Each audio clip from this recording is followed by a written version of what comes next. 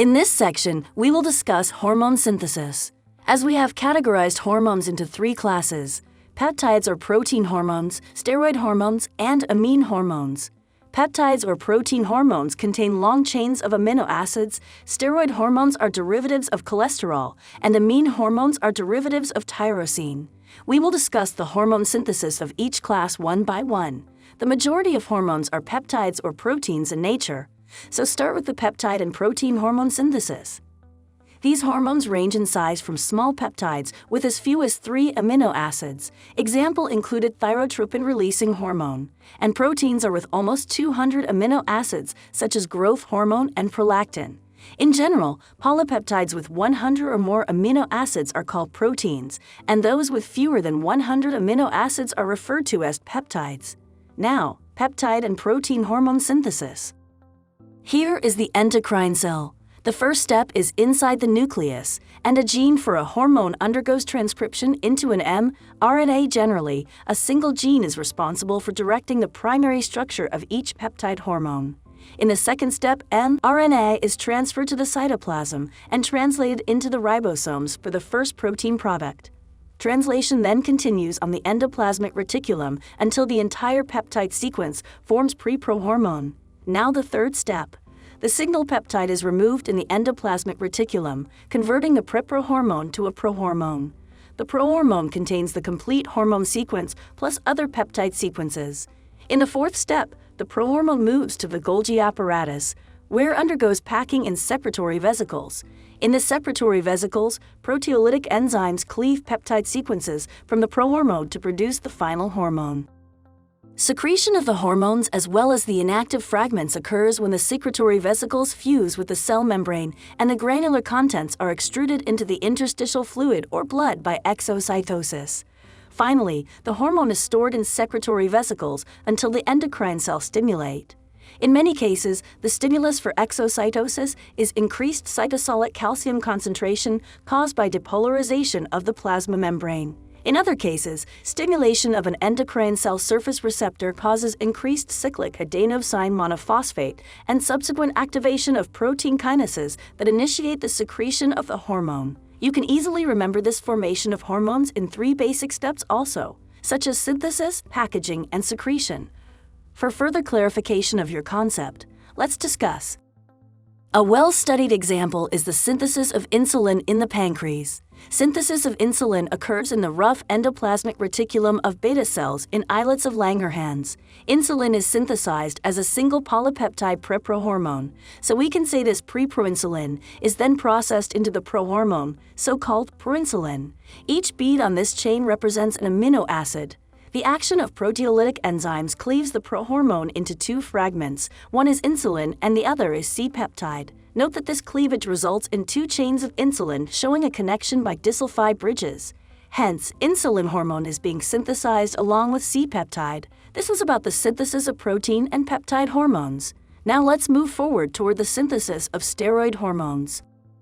The chemical structure of steroid hormones is similar to that of cholesterol, consisting of 3 cyclohexyl rings and 1 cyclopentyl ring combined into a single structural molecule, synthesizing steroid hormones that are lipid-soluble. The endocrine cell is in the gonads and the adrenal cortex. It may be an adrenocortical or gondal endocrine cell. Stimulation of the hormone-producing cells arises by binding an anterior pituitary hormone to its plasma membrane receptor. Why is the anterior pituitary hormone there? As we know, the anterior pituitary gland controls the hormonal secretions of the adrenal cortex and gonads. G protein along with its alpha, beta, and gamma subunits are present there. Usually, hormone utilizes a GS-mean G-stimulatory protein. The receptor for GS and its subunits is an adenylyl cyclase complex also in the cell membrane. When no hormone is bound to the receptor, the alpha subunit of the G's protein binds GDP. In this configuration, the G protein is inactive. As the hormone binds to its receptor in the cell membrane, it produces a conformational change in the alpha stimulatory subunit. It produces 2 changes. GDP is released from the alpha subunit and replaced by GTP, and the alpha stimulatory subunit detaches from the G stimulatory protein. The alpha-stimulatory subunit GTP complex migrates within the cell membrane and binds there. It activates 80-nyllyl cyclase and cyclic AMP production. The subsequent activation of protein kinase at bicyclic AMP results in the phosphorylation of numerous intracellular proteins, which facilitates additional steps in the process.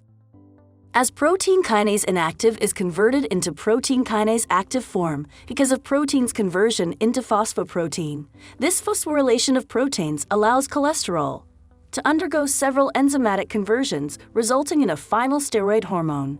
As you know, steroid hormones are derivatives of cholesterol, which are either taken up from the extracellular fluid by the cells or synthesized by intracellular enzymes. Once formed, the steroid hormones do not store in the cytosol in membrane-bound vesicles. Why? Because the lipophilic nature of the steroids allows hormones to freely diffuse across lipid bilayers. That's why most steroids are made immediately before release. Do you know about steroid hormones? Well, these steroid hormones, including dihydroepiandrosterone, androstenedione, corticosterone, cortisol, and aldosterone shown in the boxes, are secreted from the adrenal cortex.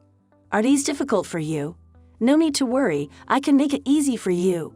Dihydroepiandrosterone simply can be called DHEA, and androstenedione are androgens that are testosterone-like hormones.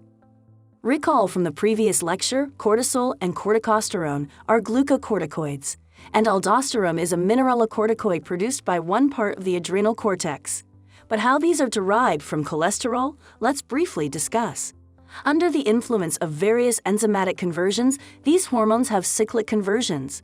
Cholesterol is converted into pregnenolone, which forms DHEA that forms androstenedione. Pregnenolone undergoes enzymatic conversions to form 17-hydroxyprogesterone, which forms cortisol. And pregnenolone conversion to progesterone form corticosterone and aldosterone. Note that for simplicity, not all enzymatic steps indicate there. Compared to the adrenal cortex, the gonads have different concentrations of enzymes in their steroid pathways. Endocrine cells in the testes and the ovaries do not express the enzymes required to produce aldosterone and cortisol. They possess high concentrations of enzymes in the androgen pathways, leading to androstenedione, as in the adrenal cortex. In addition, the endocrine cells in the testes contain a high concentration of the enzyme that converts androstenedione to testosterone, the androgen secreted by the testes. The ovarian endocrine cells synthesize the female sex hormones, collectively known as estrogens, primarily estradiol and estrone. Estradiol is the predominant estrogen present during a woman's lifetime.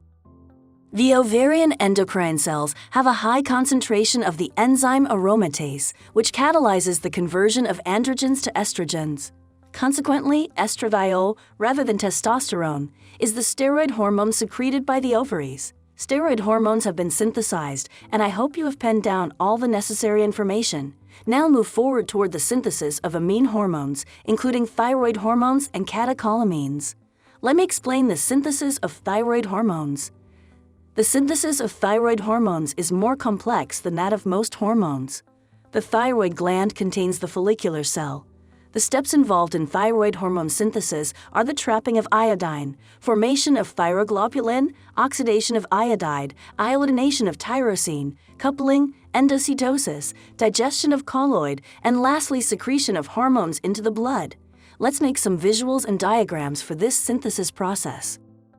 Well, this is a thyroid follicular cell. Here is the follicular lumen. The first step is the trapping of iodine.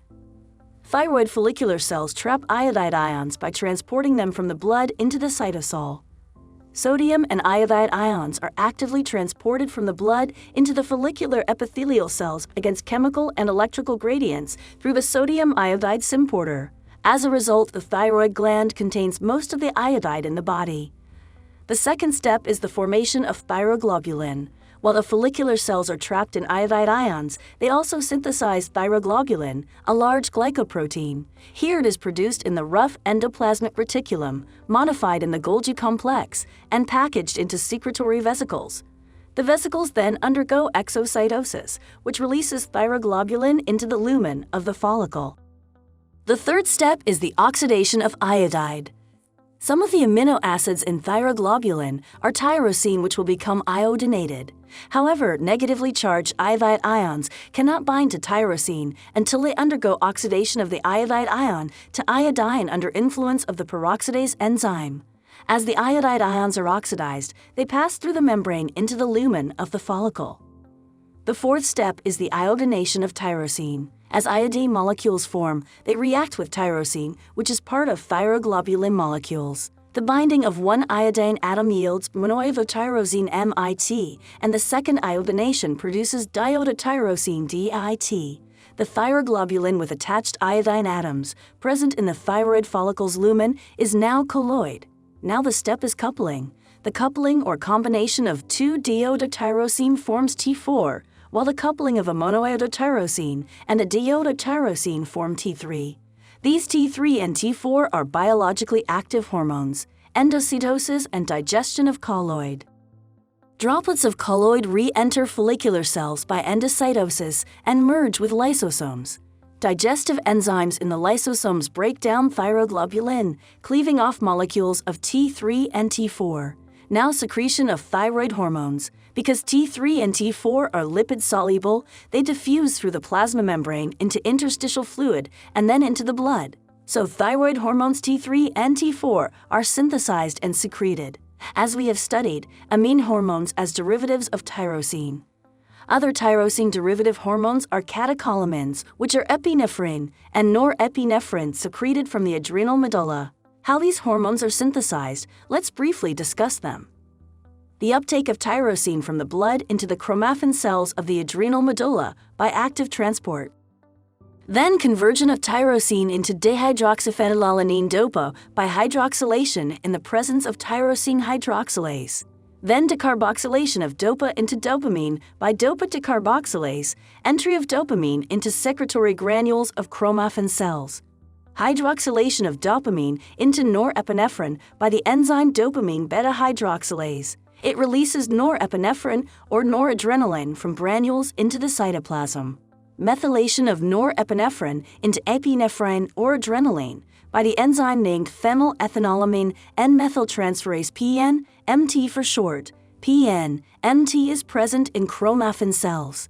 Note there is also another amine hormone, that is dopamine. So amine hormones also have been synthesized.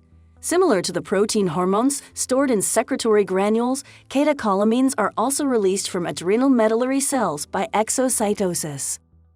So this was all about this section where we discussed the protein and peptide hormone synthesis, the synthesis of steroid hormones from the adrenal cortex and gonads, amine hormone synthesis of thyroid hormones T3 and T4, and the synthesis of catecholamines.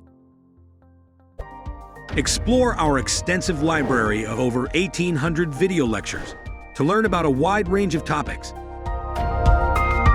Only on sqadia.com.